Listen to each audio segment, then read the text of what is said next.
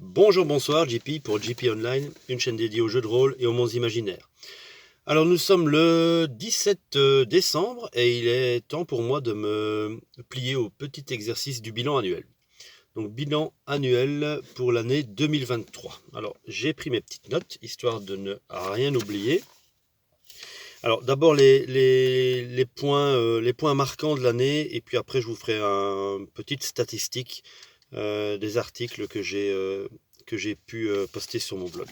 Alors, un des points marquants de l'année, c'était le jeu de rôle Alien pour moi. Clairement, mon jeu de rôle de l'année. J'ai produit pas mal de choses pour Alien, notamment une trilogie de scénarios intitulée La boîte de Pandore, dont j'ai pu faire jouer la première partie au bureau avec mes collègues. Donc on a cumulé une quinzaine d'heures de jeu, je pense, réparties sur une vingtaine de séances de 45 minutes.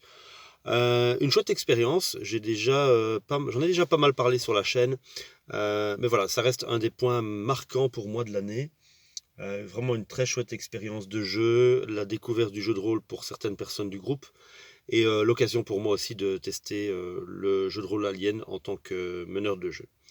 Alors j'avais aussi produit Terre Promise, un cadre de jeu pour Alien, ainsi qu'un one-shot, un scénario one-shot intitulé La jeune fille et la mort, que je vais très certainement faire jouer l'année prochaine dans le cadre de l'atelier jeu de rôle auquel je participe tous les mois. Alors, j'avais également, et je l'avais presque oublié, posté sur le blog des articles pour faire le suivi d'une partie solo du jeu d'aventure Labyrinthe de Jim Henson. C'était pas mal non plus pour moi, c'est un jeu que j'apprécie beaucoup, un univers que j'aime et mon film préféré de tous les temps. Et donc là, ça a été pour moi l'occasion de tester le jeu en mode solo, tester les mécaniques qui ne sont vraiment pas très compliquées, mais aussi tester ma capacité à improviser des scènes et des histoires à partir des différentes propositions de jeu tout au long je vais dire, de l'exploration du labyrinthe. Voilà. J'ai malheureusement pas encore eu l'occasion de le faire jouer autour d'une table. Peut-être quelque chose que je pourrais essayer de mettre en place en 2024. Alors, 2023 a été aussi marqué par mon inscription, enfin mon arrivée dans la communauté rôliste de l'Inu Major Zero. J'avais également fait une petite vidéo sur le sujet. Euh, une communauté très bienveillante, euh, vraiment à l'écoute. On peut vraiment partager des choses autour du jeu de rôle. Et alors l'initiative qu'ils ont d'organiser une jam mensuelle où on présente, on est invité, hein, voilà, c'est pas une obligation, on est invité à présenter une production rôliste chaque mois sur base d'un thème tiré au hasard. Ça m'a vraiment boosté et c'est un petit défi créatif pour moi à chaque fois. Là actuellement j'ai participé à 3 jams. Il y en a une dont j'ai fait l'impasse. J'étais pas trop inspiré sur le sujet.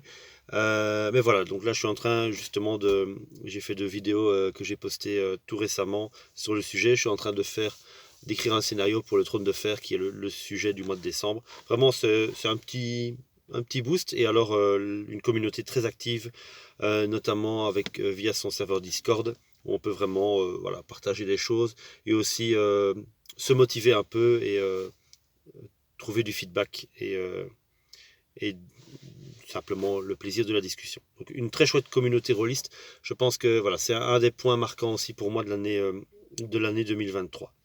Et alors en 2023, j'ai continué à fréquenter l'atelier jeu de rôle une fois par mois avec un de mes fils.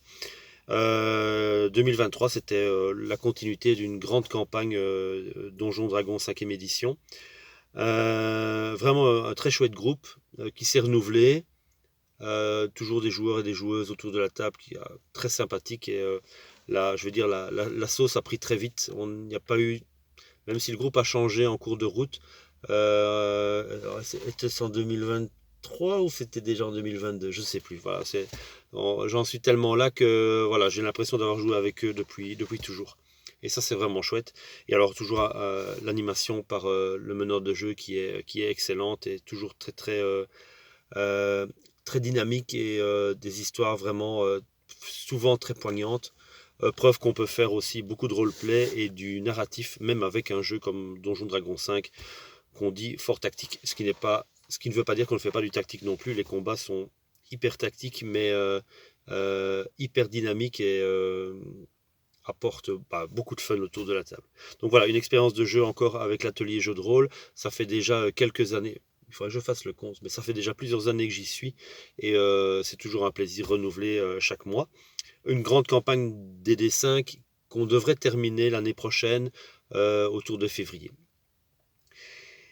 Et au mois de mars l'année prochaine, alors, la possibilité pour moi de passer derrière le paravent pour une séance de 4 heures avec un one-shot Alien, La jeune fille et la mort. Voilà. Ça, c'était, je crois, les points marquants pour moi en 2023. Donc une année rôliste bien remplie, bien remplie. Beaucoup de fun, beaucoup de découvertes. Voilà. Alors, si je passe aux statistiques de l'année. Alors, j'aime beaucoup lire et j'ai été étonné de voir qu'en fait, si je compte la lecture en cours, donc Havrefer que je suis en train de lire actuellement et qui devrait être terminé pour fin décembre, je dois le rendre à la bibliothèque début janvier, donc j'ai pas trop le choix. J'en suis à, pardon, j'en suis à 12 lectures sur l'année, c'est déjà pas mal. Ça me fait un livre par mois. Je pense que je devrais pouvoir lire plus. Alors l'année prochaine, je vais changer de mode de transport pour aller au bureau. Je vais reprendre le train. Ce sera sans doute l'occasion pour moi de lire un peu plus. Donc on verra un petit peu l'effet transport en commun sur sur les lectures. Mais voilà, 12 lectures sur l'année, c'est déjà pas mal avec de très bons romans. Vous retrouverez toutes les critiques sur mon blog. Alors au niveau films et séries, j'ai compté 8 séries et 18 films. Déjà pas mal. Au niveau des séries, il y avait la série Silo que j'avais beaucoup appréciée. J'avais lu les bouquins il y a quelques années. La série est pas mal. Après, il y a toujours beaucoup de très bonnes séries. Je m'étais refait aussi les 3 saisons de Ash versus Evil Dead. Donc là, on est sur de l'humour, de l'horreur, mais beaucoup de dérision, aussi avec beaucoup de plaisir. Et voilà, 18 films sur l'année, c'est déjà un bon compte. Alors, comme chaque année, j'ai aussi été au Festival Anima. C'était quoi? En février-mars. Là aussi, beaucoup de chouettes découvertes.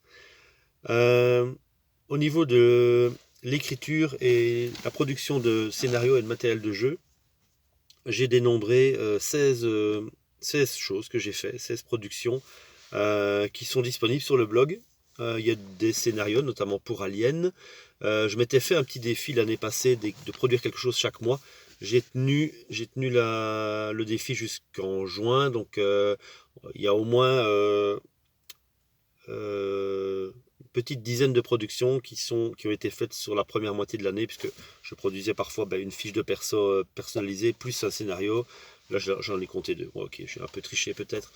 Mais voilà, donc il y a des fiches de scénario, il y a des scénarios, des fiches de perso, du matériel de jeu, des aides de jeu, des résumés de règles. Voilà. 16 productions sur l'année, c'est pas mal, ça fait un peu plus d'une production par mois. Donc au final, j'ai presque tenu le petit défi que je m'étais donné l'année passée. Là aussi, merci à la jam de la communauté Linux Major Zero parce qu'il y a 3 productions qui ont été faites dans le cadre de cette activité, de cet événement. Au niveau de la lecture et de la critique de jeux de rôle, je n'en ai dénombré que 4. Il y avait Loup solitaire, où j'avais fait une lecture commentée, donc chapitre après chapitre. Il y avait Barbarian of Lemuria, pour lequel j'avais écrit un scénario, et donc j'avais lu le bouquin.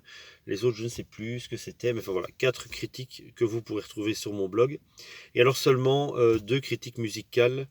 Alors il y avait Carbone... alors, je ne retombe pas sur le nom exact, c'est... Carbon Base Lifeform, qui est un groupe suédois, je crois, voilà, suédois de musique électro, que j'aime beaucoup. C'est dingue, c'est un groupe que j'adore et j'arrive pas à dire le nom tout de suite.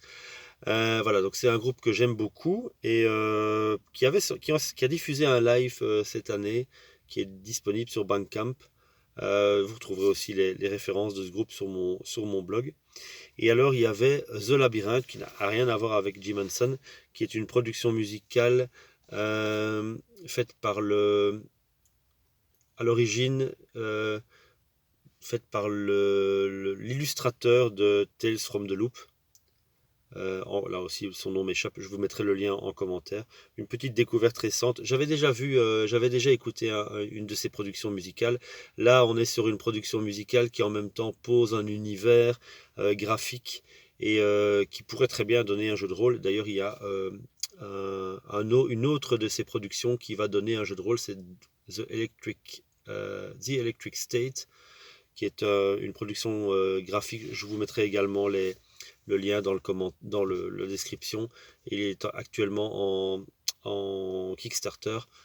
Et là, ça va donner un jeu de rôle un peu d'exploration et plutôt un jeu de rôle contemplatif et de découverte plutôt qu'un jeu de rôle action. Et ce sera chez Free League, je pense. Voilà, donc je m'écarte un peu là. Donc seulement deux critiques musicales sur l'année. C'est un peu dommage. Voilà, il faudra que peut-être l'année prochaine je fasse un petit effort pour voilà, découvrir un peu plus de musique. J'écris pas mal en écoutant de la musique, donc ça a une importance pour moi, mais cette année c'était moins présent.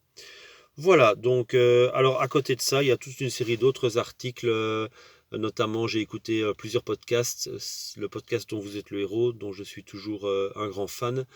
Des actual play.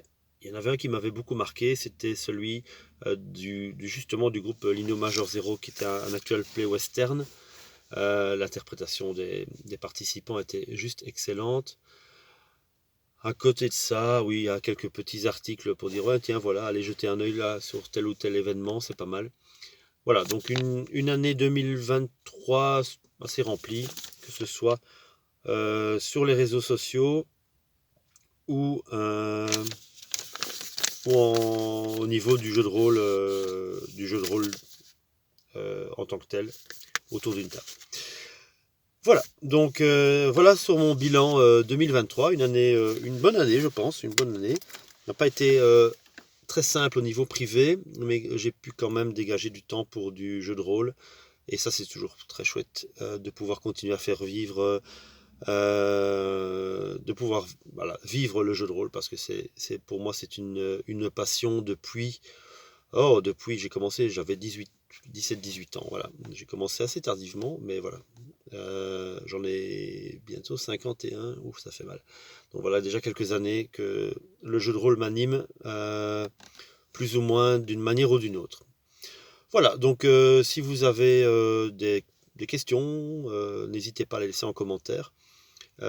Si vous recherchez un article sur mon blog et que vous ne le trouvez pas, ben, n'hésitez pas non plus à le laisser en bas, à laisser votre question en bas, j'essaierai de vous aider.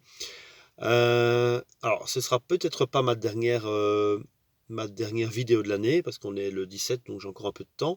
Mais au cas où, je vous souhaite à tous et à toutes de bonnes fêtes de fin d'année et le meilleur déjà pour 2024. Voilà, en vous remerciant pour l'écoute.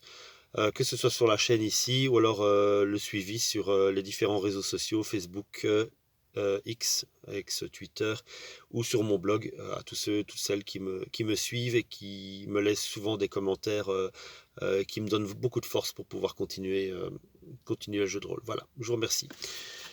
Et je vous souhaite une bonne journée, une bonne soirée ou une bonne nuit, où que vous soyez. Au revoir.